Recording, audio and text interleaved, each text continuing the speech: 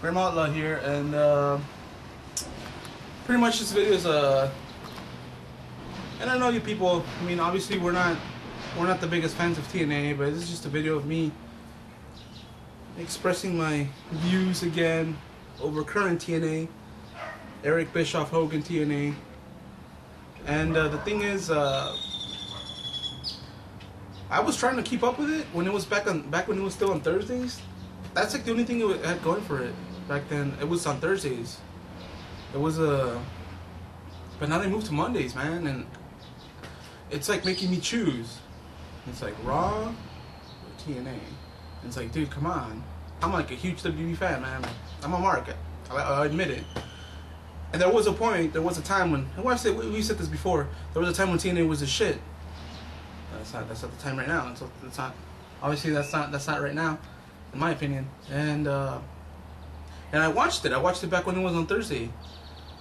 I watched Raw, and then I watched ECW back when ECW was still on there. And then on Wednesdays it was nothing to do. And then on Thursdays I watch Impact, because I was like, well, fuck it, wrestling, man. Let's see if Impact can. I want to see Impact to see if it gets better or how it's going or whatever. And I watched it, and then they moved to Mondays. My opinion, that's a little way too soon. That's way too soon to be competing with Raw, man. I'm talking about Raw here. Raw, Monday Night Raw. Raw is like the highest rated show that WWE has, man. It's Raw. It's been around the longest. It's Raw. And it's like you're competing with Raw. It's all brutal, man. I mean, WCW back in the day, obviously they were competing all neck and neck and shit. They even beat them a few times. But that's because they had a bunch of, I don't want to bash TNA, but they were like established and shit, you know what I mean?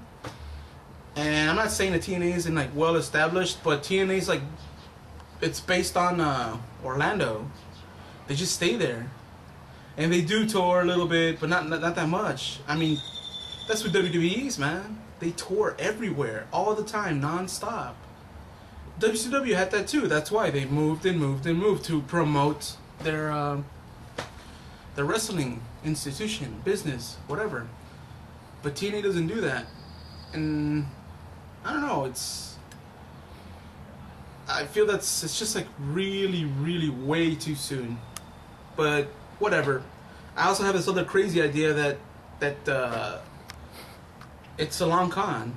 That TNA, you know how Bischoff and Hogan are in there. I have this crazy idea that McMahon got a hold of Bischoff and Hogan months before they even thought of getting Hogan and Bischoff, and he like they devised like a plan out conspiracy to take TNA from the inside out. That's just me. I think that's me. It's me being fucking stupid and crazy.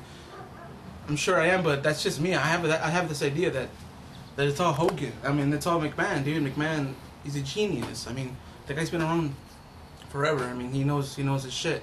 That's just me, though. Okay, the good things about TNA, there isn't any. There's only one good thing on TNA, and his name is Abyss. Abyss is fucking awesome. Abyss is the shit. I'm telling you, he's the shit. I'm telling you, dude. Abyss it's great, and I would love to see Abyss in WWE.